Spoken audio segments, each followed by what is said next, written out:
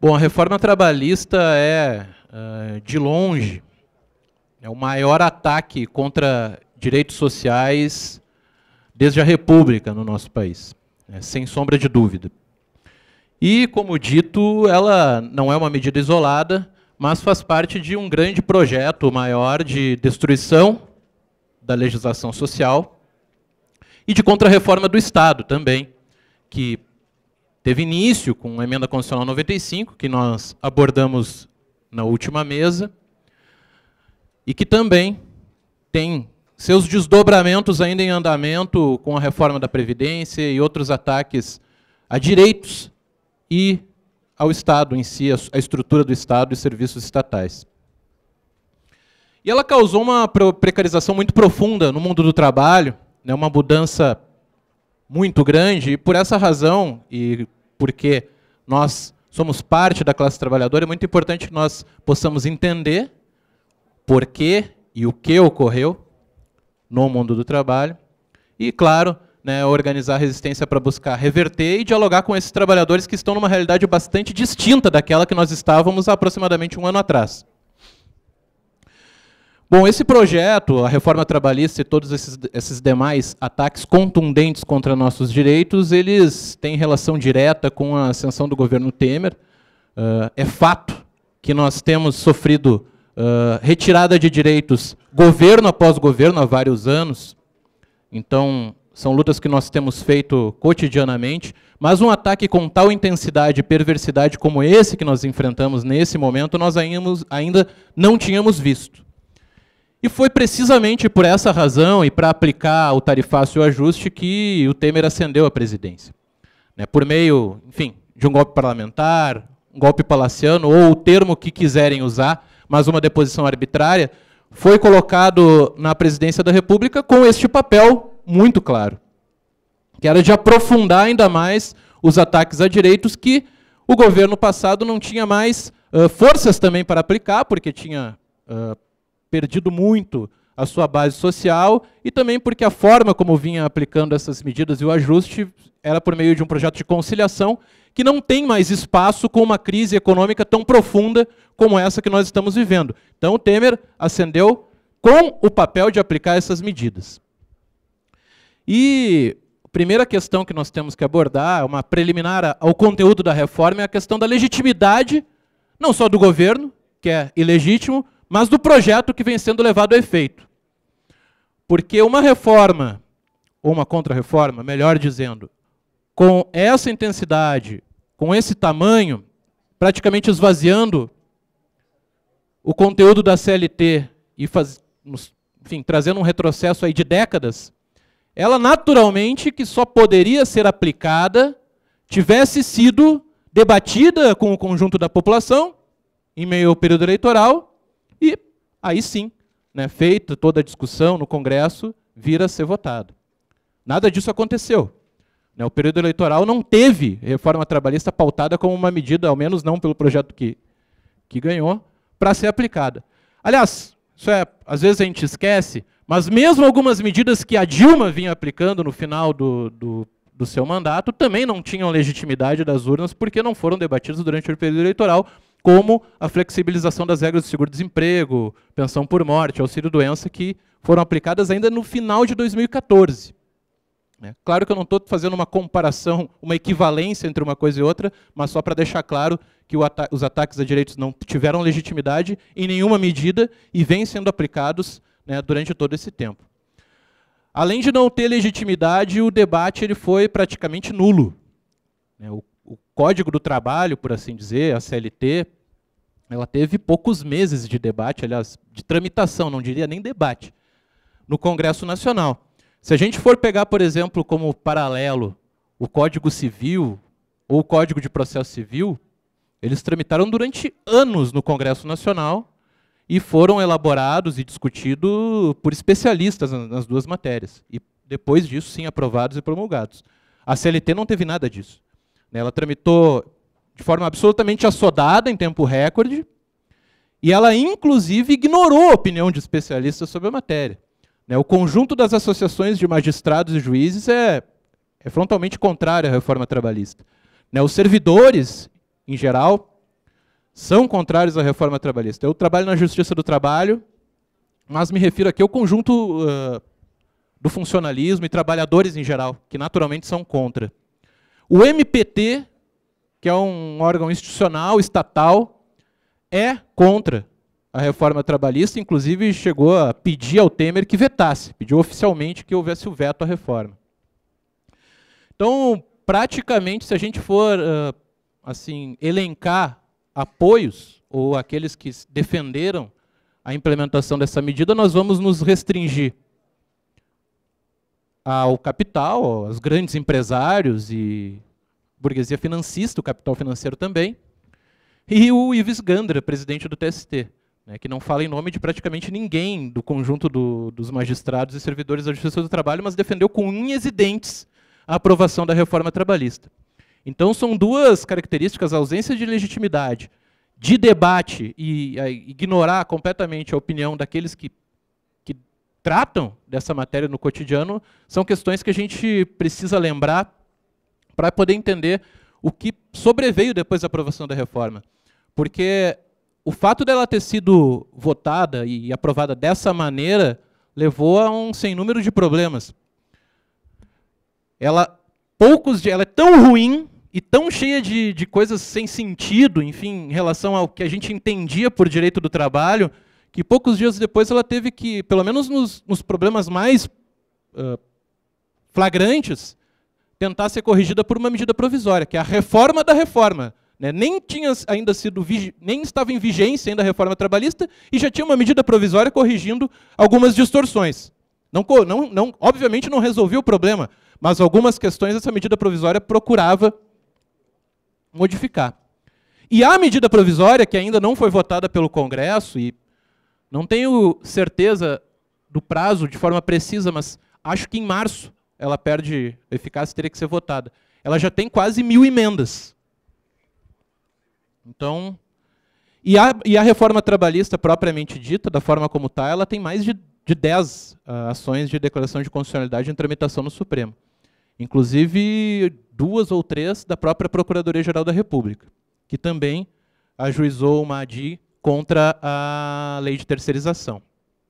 Então, essa insegurança que ronda o que é essa nova legislação trabalhista, ela é outro dos problemas, né, que depõe contra a reforma. Mas, enfim, né, indo ao conteúdo do que foi aprovado e do que o governo implementou. Antes mesmo da aprovação da reforma trabalhista propriamente dita, houve a aprovação da lei que ampliou de forma absoluta e restrita a terceirização no mundo do trabalho. E quando todos nós, né, fazíamos campanha contra o projeto 4330, o governo foi ainda mais longe do que se imaginava. Né? Puxou da gaveta um projeto de 98, ainda do governo Fernando Henrique, botou para votar e votou, com a maior simplicidade, como se tratasse de algo que não tivesse a profundidade que tem no mundo do trabalho. Porque a terceirização, que sequer tinha previsão legal, era uma criação da jurisprudência, até então ela era a exceção às regras de contratação. Acho que respondia por cerca de 1/3, 30% da situação dos trabalhadores em geral no Brasil. Com a aprovação da lei, ela passa, né, caminha, por ser uma mão de obra mais barata, para ser regra. E é uma precarização muito profunda, porque, claro, nós já debatemos tantas vezes isso, inclusive nesse espaço, né, mas o trabalhador terceirizado ele tem uma remuneração muito menor do que aquele contratado diretamente, 20% a 30% menor. Os acidentes de trabalho se concentram quase na sua totalidade entre os trabalhadores terceirizados. Cerca de 80% dos acidentes de trabalho se dão com trabalhadores terceirizados, porque a fiscalização é muito menor, não tem organização sindical, enfim, todas aquelas características que são inerentes a essa forma de trabalho. E, inclusive, os trabalhadores resgatados de condições análogas à escravidão, também quase 100% são contratados formalmente pelo regime da terceirização. Então, é uma forma de trabalho muito mais precária do que aquela da contratação direta. E o ponto da terceirização em específico, ele merece um parêntese, não é nem um parêntese, né, mas, enfim, uma abordagem também em relação ao serviço público, porque ele traz impacto não só para o mundo do trabalho na iniciativa privada, mas para a nossa realidade de trabalhadores do serviço público, ele também traz consequências muito nocivas, porque ele está inserido nesse projeto de contra-reforma do Estado. Ele tem relação direta também com a emenda 95, que congela gastos por 20 anos.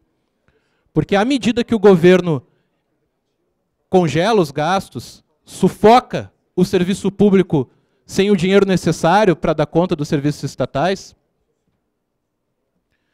esse serviço ele precisa ser prestado de alguma forma. E essa forma passa a ser por meio da terceirização. Então, a ideia é, de fato, entregar os serviços estatais cada vez mais para a iniciativa privada. E os primeiros efeitos e consequências começaram a surgir quase que imediatamente a aprovação da lei da terceirização. A Caixa Econômica Federal, isso foi manchete na época, abriu, quase colado com a aprovação da lei da terceirização, a contratação de bancários temporários. Na nossa categoria no Judiciário Federal, o TSE, Gilmar Mendes, ministro que andou soltando muita gente aí nos últimos tempos, também preside o TSE e criou a figura do atendente eleitoral, também nitidamente buscando já ampliar a terceirização da atividade fim da Justiça Eleitoral. E no Rio Grande do Sul, o estado de onde eu venho, teve um exemplo que provavelmente deve ter tido paralelo em outros estados também. O Ministério Público Estadual do Rio Grande do Sul chegou a abrir pregão eletrônico, a licitação de contratação pelo menor preço do cargo de auxiliar administrativo, que é o cargo preponderante do Ministério Público Estadual. Isso a lei permite. Claro, tem discussão sobre a constitucionalidade dela, isso está lá no Supremo, mas rigorosamente o que está escrito na legislação, em tese, permitiria. Isso viola a regra da contratação por serviço público, enfim, possibilita uma série de fraudes, nepotismo, mas é o efeito do que esse absurdo que foi aprovado prevê no seu texto. Então, tem consequências na iniciativa privada e tem relação direta com o desmonte do serviço público e entrega para as grandes empresas prestarem esse serviço também. E pouco tempo depois, aí sim, a reforma trabalhista propriamente dita, e que também criou uma série de formas de contratação muito mais precárias sem a necessária proteção que se tinha até então. Uma das frases que foi bastante usada na época por parte do governo e dos seus agentes para fazer propaganda da reforma trabalhista, que vai modernizar a legislação do trabalho, vai ampliar empregos, se dizia para tentar um pouco combater o receio óbvio que a classe trabalhadora tinha, que não, mas a reforma trabalhista não vai mexer no 13º, não vai mexer no valor da hora extra. Esqueceram de dizer que isso é para quem for empregado.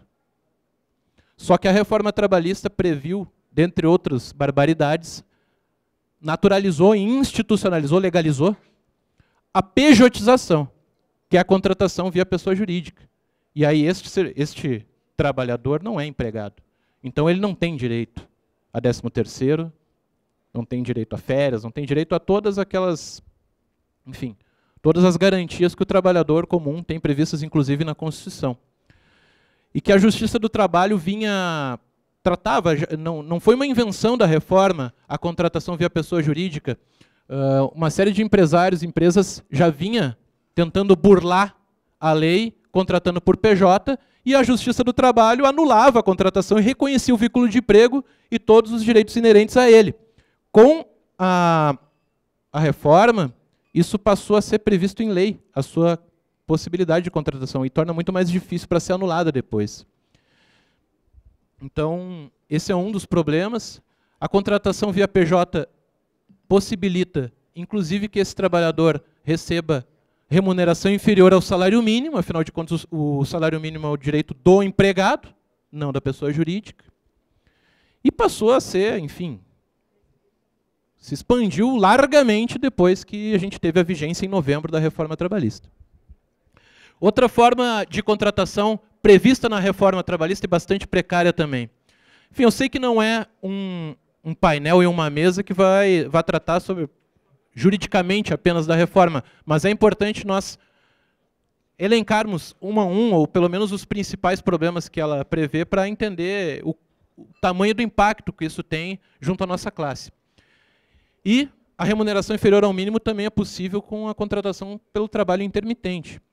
O que é o trabalho intermitente? Eu acho que a maioria aqui sabe, mas não é demais lembrar.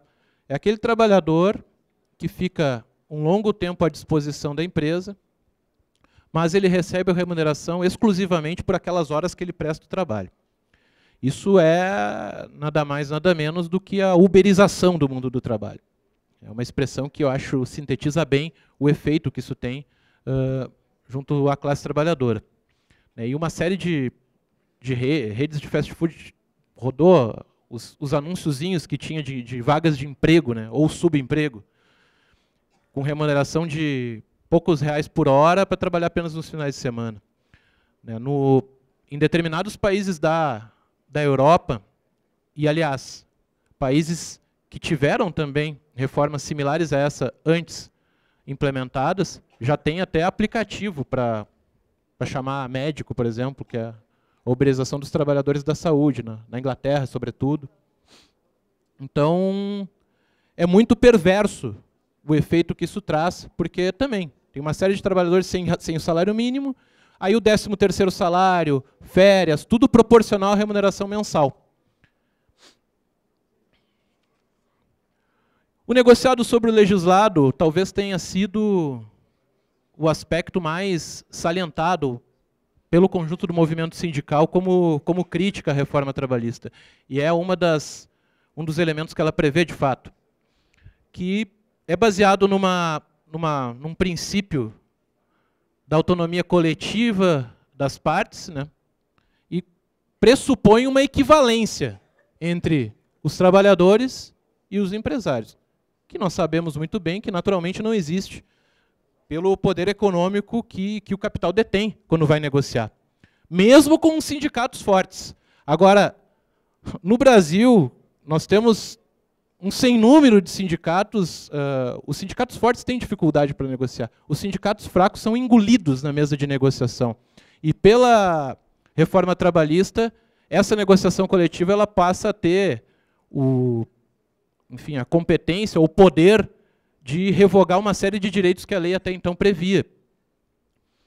E pior do que isso, também prevê na reforma que a Justiça do Trabalho fica limitada a analisar a forma das convenções coletivas de trabalho. Ela não pode ir analisar e anular o mérito de cada um dos dispositivos. Então, praticamente, de fato, lava as mãos e deixa que a negociação resolva e revogue o direito que for, com pequenas exceções que a Constituição estabelece. Pior do que isso, prevê, inclusive, a possibilidade de negociação individual para trabalhadores que detêm nível superior e que recebem, pelo menos, remuneração igual ou superior a 2 vezes o teto do INSS, o que dá mais ou menos R$11 mil. Então, trabalhadores que têm nível superior e que recebem de R$11 mil para cima, não é nem a negociação coletiva que pode revogar os seus direitos. Esses podem negociar individualmente com o patrão, e aí é a barbárie completa e absoluta nas relações de trabalho. Além da criação também, isso também é um dos dispositivos previstos na reforma trabalhista, da criação, eu gosto de chamar do capataz sindical, né, porque cria um representante nas empresas que tem mais de 200 empregados para, a expressão é facilitar entendimentos com o empregador. E essa é uma competência que cabe exclusivamente aos sindicatos, naturalmente. O sindicato representa o conjunto da categoria e vai negociar com o patrão. Não, com a reforma tem os representantes por empresa também. Aquelas que têm mais de 200, vai ter o que vai acontecer?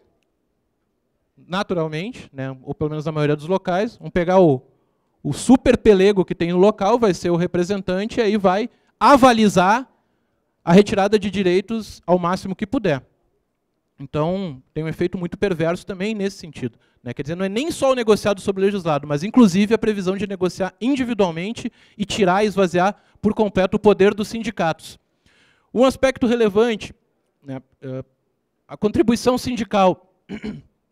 Eu estou entre aqueles que entendem a contribuição sindical, o imposto sindical, melhor dizendo, como um atraso, né? Ela facilita a criação de grandes burocracias sindicais, é autoritário, né? Não ajuda na organização da classe trabalhadora o imposto sindical.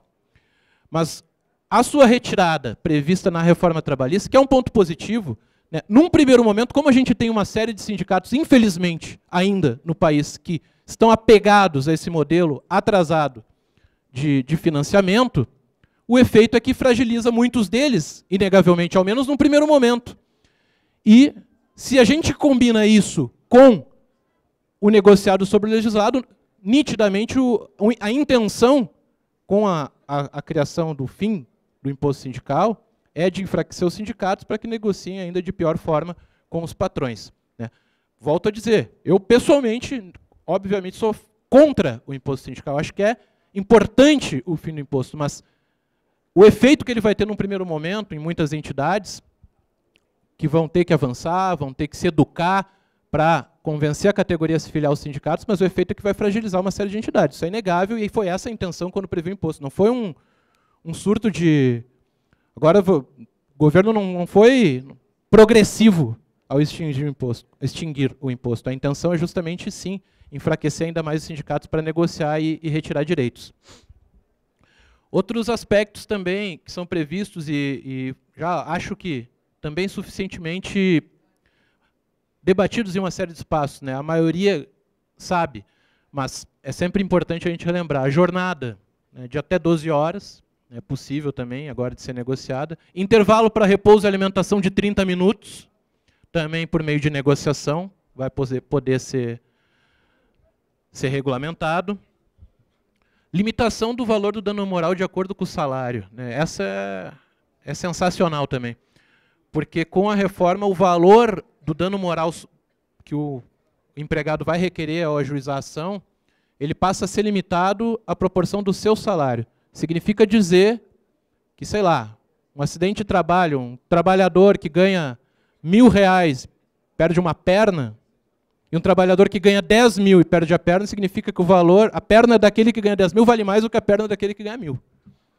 Rigor, assim, sendo grosseiro na explicação, é esse o efeito, né? É um escândalo? É inconstitucional?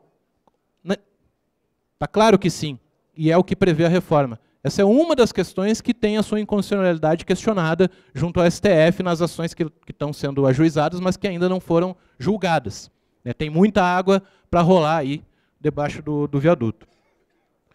Prevê também, né, um termo de quitação anual das obrigações trabalhistas. Essa é a melhor. Quer dizer, o empregador assina um termo de quitação das obrigações trabalhistas ao final do ano e, com isso, aquelas verbas não podem mais ser reclamadas na Justiça do Trabalho. Então, é um escândalo, mas está previsto na reforma trabalhista. E até mesmo a limitação à gratuidade da justiça, que fica bastante relativizada com a reforma. Mesmo empregados que alcancem o direito à justiça gratuita, que também vai ser mais difícil de ser obtida, porque precisa comprovar, né, que recebe remuneração, acho que até 40% do teto do INSS, tem que provar que não tem condições de arcar com o processo. Até então valia uma declaração de pobreza e a empresa, se quisesse, produzia a prova de que para invalidar a declaração. Agora, o empregado tem que provar que não tem condição de arcar com os custos do processo, e mesmo assim, uma série de gastos processuais passam ali caber, como honorários periciais, por exemplo, e fica criada também a figura da sucumbência, né? Quer dizer, tu entra com a ação judicial, normalmente, né, são pedidos uma série de demandas, nem sempre se alcança êxito em todas elas, mesmo na parcial procedência da ação, o empregado tem que pagar proporcionalmente os honorários de sucumbência para a empresa. E é claro que isso visa desestimular a propositura de ações. Qual a consequência que a gente tem? Meu tempo começa a caminhar para o final aqui, mas as consequências da reforma trabalhista, absolutamente na contramão do que o governo pregava quando defendia a sua aprovação, que vai gerar empregos. O primeiro efeito foi o aumento do do nível de desemprego no país, que bateu mais de 12% aí no último mês. No primeiro mês de vigência da reforma trabalhista, houve fechamento de 12 mil vagas de trabalho, postos de trabalho, no primeiro mês de vigência da reforma. Por quê? Porque as empresas passaram a ter a faculdade de despedir aqueles empregados e recontratar em modelos mais precários de contratação, como o trabalho intermitente, como o trabalho via PJ. Então, não é economicamente mais vantajoso manter empregados aqueles trabalhadores pelas regras anteriores. Por isso que teve tanta dispensa, dispensas em massa, inclusive, em vários locais, grupos educacionais no meu estado, pelo menos 3, com dispensas massivas e centenas de trabalhadores de uma só vez, e salientando que poderiam ser recontratados, mas, obviamente, daí com formas mais precarizantes de trabalho.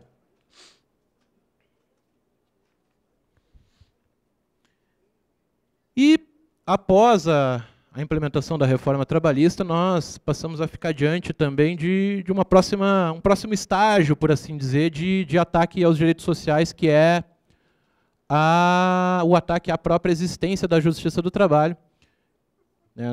Não foram um nem dois, os representantes do governo que foram à imprensa ou à tribuna da Câmara uma série de vezes nos últimos tempos, retomando o debate antigo. Já tinha na patronal, no empresariado, a defesa da extinção, agora veio com força. Rodrigo Maia, Ricardo Barros, que por acaso é o ministro da Saúde do Temer atualmente, todos eles defendendo o fim da Justiça do Trabalho, que seria um atraso ao desenvolvimento no país. O próprio presidente do TST, mais uma vez Ives Gandra Martins, não chegou a defender o final da Justiça do Trabalho, mas as suas posições reforçam essa tese, porque critica o ativismo judicial dos magistrados, chegou a criar processos disciplinares para perseguir alguns juízes que se pronunciaram contra a reforma trabalhista. Isso foi notícia recentemente também, e, portanto, fortalece o discurso de extinção da Justiça do Trabalho, que cada vez mais ganha corpo. O Ricardo Barros, inclusive, hoje ministro da Saúde, quando relator do orçamento, foi autor de um corte profundo de verbas para a Justiça do Trabalho. Todo o serviço público recebeu aquele, que já virou quase habitual, corte orçamentário. O judiciário não foi diferente. Mas, dentre os ramos do judiciário, a Justiça do Trabalho teve um corte muito maior do que a Justiça Federal, a Justiça Eleitoral ou a Justiça Militar. E isso foi justificado pelo Ricardo Barros naquele momento, porque a Justiça do Trabalho, pelas decisões, pelo mérito das decisões da Justiça do Trabalho. Veio acompanhado de um recado, portanto, do porquê que estava tendo um corte no orçamento. E que, com muita mobilização por parte da categoria e mesmo de alguns tribunais que, nesse ponto, atuaram em unidade, se conseguiu uma suplementação orçamentária no meio do segundo semestre. Não fosse isso, alguns tribunais teriam que fechar as portas, inclusive, por ausência de orçamento. Claro que, para o auxílio moradia, o governo liberou um crédito extraordinário para dar conta dessa rúbrica naquela época. Mas uma série de despesas ordinárias e necessárias estavam sem recursos. E isso foi, embora não fosse a extinção propriamente dita, concreta, nitidamente era uma medida que aponta para esse sentido. Então é algo que a gente precisa ficar em alerta. O discurso todo ele é até incoerente, porque a Justiça do Trabalho ela não foi criada assim como uma instituição que vai defender os trabalhadores. Ela foi criada nos anos 40, em outros países um pouco antes, como uma alternativa do Estado para pacificar o conflito entre o capital e o trabalho num período de grande mobilização da classe trabalhadora, de ascenso da classe trabalhadora, com greves, com muita luta, inclusive a conquista de vários direitos. Foi nesse contexto que foi criada a Justiça do Trabalho, como forma de tentar pacificar esses conflitos. Então, ela não é um instrumento evidente que nós recorremos a ela no meio do descumprimento de vários direitos, mas ela foi criada para salvaguardar o capital em meio a esse conflito. Isso é bom nós frisarmos, porque a tese e os argumentos que o governo e seus agentes têm difundido, ela vai em sentido oposto e é uma bobagem, né? Mas, enfim, né, na atual conjuntura é óbvio que é importante manter a existência da justiça especializada no conflito do trabalho, sobretudo numa realidade tão perversa como essa que nós estamos vivendo. E, por fim, eu não posso deixar de falar nisso, né, porque nós estamos aqui em uma reunião ampliada de servidores e, sobretudo, com a tarefa de construir os próximos passos da nossa mobilização e resistência para dar continuidade à luta contra ataques a direitos. A reforma trabalhista foi um deles, né. Próxima medida que é prioritária para o governo é a reforma da Previdência. Mas nós não podemos deixar de analisar, ao mesmo tempo que tratamos da perversidade dos objetivos do Temer, da sua quadrilha no Congresso, da responsabilidade que a própria classe trabalhadora teve também com a aprovação da reforma trabalhista. Porque nós tivemos um período de ascenso muito importante no primeiro semestre de 2017, né, isso foi debatido na parte da manhã. Tivemos uma greve geral que levou mais de 40 milhões de trabalhadores às ruas, foi a mais forte da nossa história.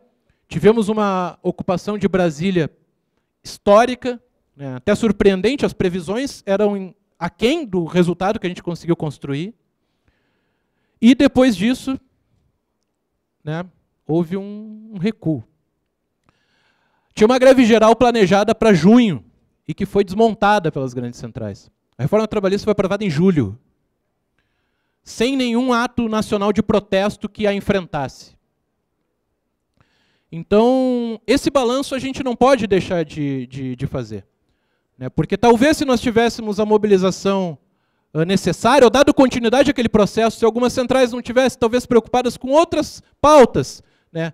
Ou negociando com o governo, umas interessadas em outras pautas e prioridades, outras inclusive negociando imposto sindical com o governo Temer, talvez nós não estivéssemos aqui debatendo essa precarização atual no mundo do trabalho. E eu não estou dizendo isso, volto a dizer, para fazer uma disputa pura e simples aqui num espaço importante de debate. Concluindo. Estou falando isso porque nós precisamos aprender com os erros, porque nós vamos precisar continuar mobilizados. Houve também um desmonte de uma greve geral no final de dezembro, e que poderia ter enterrado também a reforma da Previdência. Nós temos a oportunidade ainda de corrigir o rumo e apostar na unidade para poder frear esse processo de retirada profunda de direitos implementado pelo governo Temer e pela sua quadrilha no Congresso. A reforma da Previdência e o conjunto de ataques que ainda estão por vir, assim como a luta para revogar a reforma trabalhista, a emenda 95, impõe que a gente não recue e não cometa os erros que foram cometidos no ano passado. Que nós possamos sair daqui com um calendário que aponte para atingir esses objetivos e impedir que mais direitos nossos sejam retirados.